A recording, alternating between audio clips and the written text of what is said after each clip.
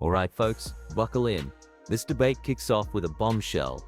The question on the table, is democracy truly an American value? You're about to watch a heated exchange where one side argues that democracy isn't even mentioned in the US Constitution, while the other insists it's the foundation of our entire system. This isn't just a dry civics lecture. This is a clash of ideology, history, and semantics. Watch closely as both sides trade punches over the founding fathers, majority rule, and the difference between a democracy and a republic. Trust me, this one gets spicy fast. Do you view democracy as an American value, something that's very important to the fabric of this country? No. Where is democracy in the U.S. Constitution? Oh, okay. So No, hold on. Where is the word democracy? I don't think the word democracy is in the Constitution. So where is the word democracy in any of the founding fathers? A lot of the founding fathers had extremely elitist viewpoints around who should... Hold on. I just want to... You said the word democracy, so I want to get back to our roots. Yes. Where is democracy mentioned?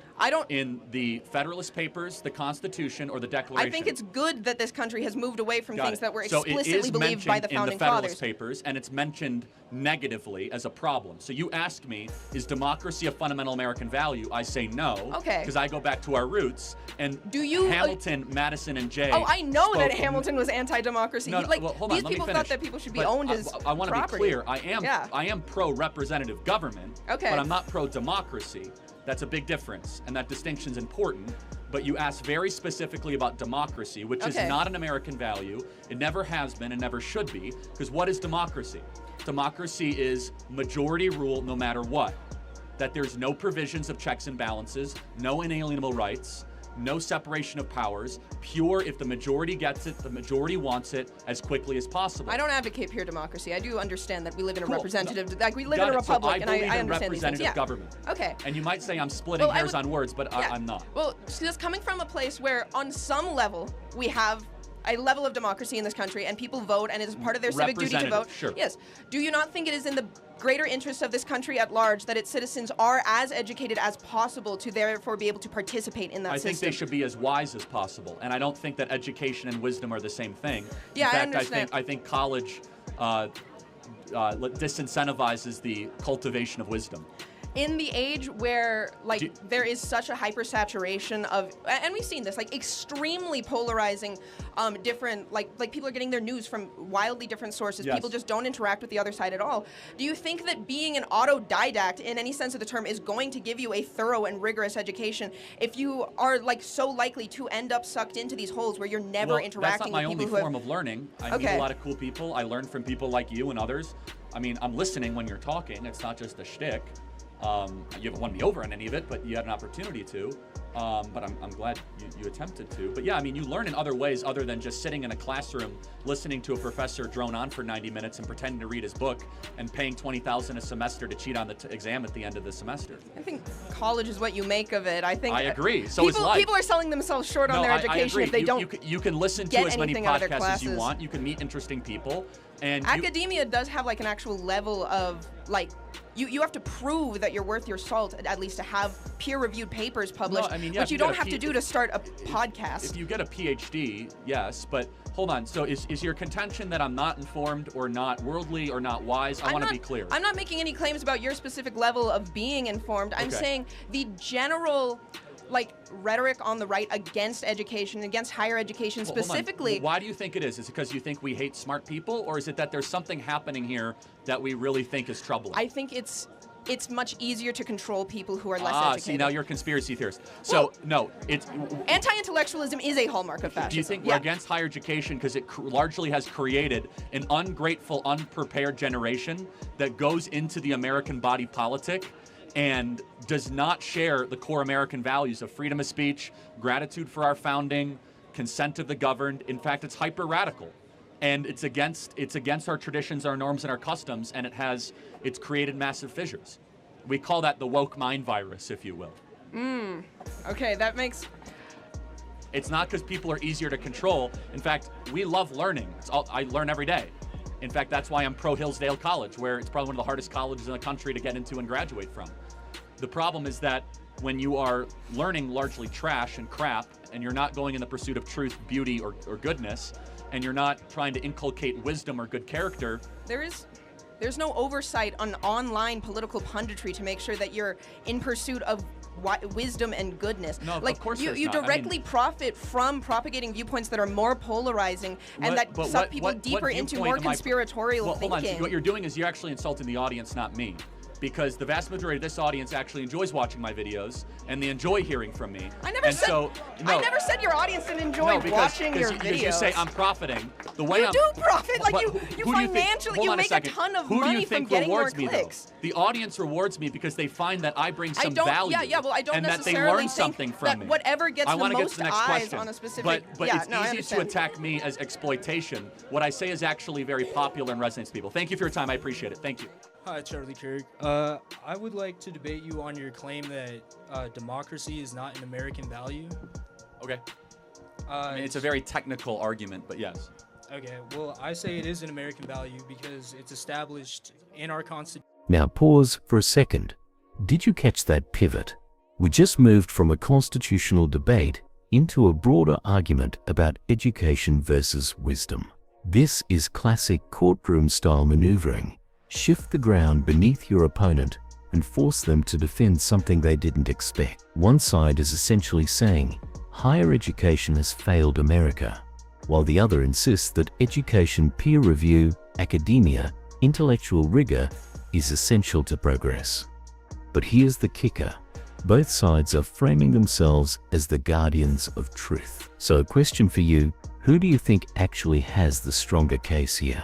Does higher education build wisdom, or has it lost its way?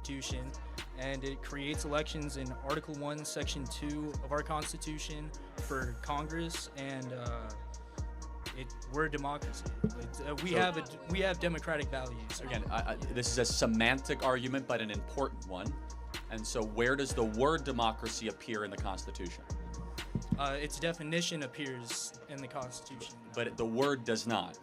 Why does that matter? Well, as I say, it's a semantic argument. So therefore, in the Federalist Papers, which I'm guessing you are familiar with, right?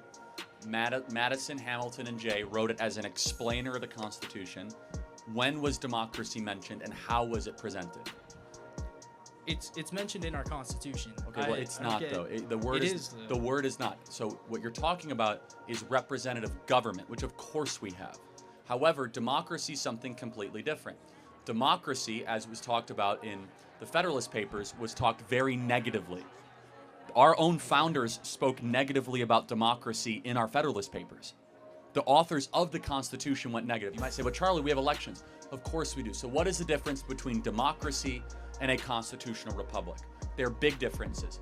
In a democracy, the majority always wins with almost no breaks and no slowdowns of a check and balance system to protect freedoms and liberties. In a constitutional republic, the government starts with certain truth claims that are transcendent and irrefutable. Life, liberty, pursuit of happiness. The government is here to promote the general welfare, things of this nature. A democracy does not usually have the same kind of separation of powers. A true, actual democracy. Yeah, we're not a pure democracy. Right, but the word itself is not in any of our founding documents, and it was actually talked about negatively. But the idea that we're not a democracy is ridiculous. We're not, we still vote. That's not the attribute. Like I said, that's representative government. It's a constitutional republic. You're thinking way too simple about this. You got to go deeper. And I'm not trying to pick on you. I'm just saying you got to broaden your horizon. Not every place that has elections is a democracy. Right, but you also claimed that democracy is a majority rule. Correct. Yeah. Do the presidents and do our politicians not have to win a majority amount of votes? No, they actually don't. They have to win a plurality of the electoral college. The electoral college, but that's not a majority. No, actually, it's not. Think about it. You're actually not voting. You're voting for people to vote for you in the electoral college. You're actually voting for voting. No, that's different. That is a Republican. Hold on. A democracy is that you yourself would vote and there's nothing in the middle. A small r Republican form of government is you vote for people to vote for you. That's what you do with the House, the Senate, and the Electoral College. You actually aren't voting yourself. You're voting for people to go vote for you.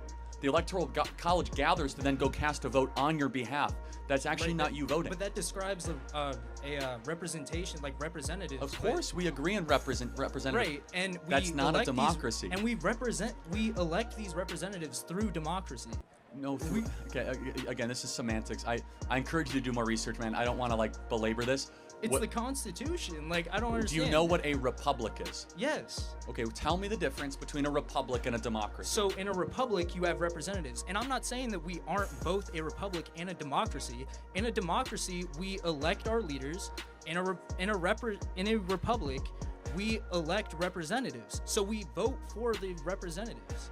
Yeah, so we're a republic. In a democracy, for example, vote. Let me tell you what a democracy looks like. They'd say, hey, today we're going to have an up or down vote on universal health care. Go to the ballot box. That's what a democracy. You vote. Every person will vote on every single issue in a democracy. A lot of ballot referendums, a lot of things of that nature. Now, states can look in more that way. I don't want to belabor this too much. I encourage you to just do more reading. But it's an American value. It clearly go states ask Grok, what did the founding fathers believe? Go to Grok and say, what did the founding fathers say about democracy in the Federalist Papers, and did the word democracy appear in the Constitution? That doesn't matter if democracy is specifically okay, so then let me ask you, what is democracy? Define it. Democracy is a system or government that's ran by elected leaders. That's not the definition of democracy. It isn't. Thank you very much. It's literally right here. The online definition is a system of government by the whole population. Or The whole all the population, exactly. Right. I am right. That's not so what we have. that's- We delegate our authority to elected leaders. And they still have to have a majority. Well, you still actually, need a they- majority of Congress to vote on a bill. No, they don't. We have pluralities. We also you need actually 61% of the vote. In a Republican style of government, things are slower. They are arduous, and you have natural rights that are enshrined that the majority of the people cannot overturn. Thank you very much. I'm not going to keep on going this way. Mutually exclusive. They are actually at odds with one another. Again, this is not a civics course. You got to go do more research, man. This isn't about civics. This is just basic. This is basic. Again, how about this? Go take 5 minutes, come back, and show me where the word democracy is in the Constitution. You can't find it because it doesn't exist. Thank you. And there it is. The debate ends with a mic drop challenge. Show me where the word democracy is in the Constitution, whether you agree or disagree. This case forces us to wrestle with a deeper question. Are America's values rooted in majority rule, or in a carefully balanced republic designed to slow down the passions of the crowd? At the heart of it, we're reminded that words matter, definitions matter, and history still shapes today's political battles. If you found this debate as fascinating as we did, hit that like button. Drop your thoughts in the comments. Do you think democracy is an American value? And don't forget to subscribe for more courtroom breakdowns that unpack the drama behind the argument.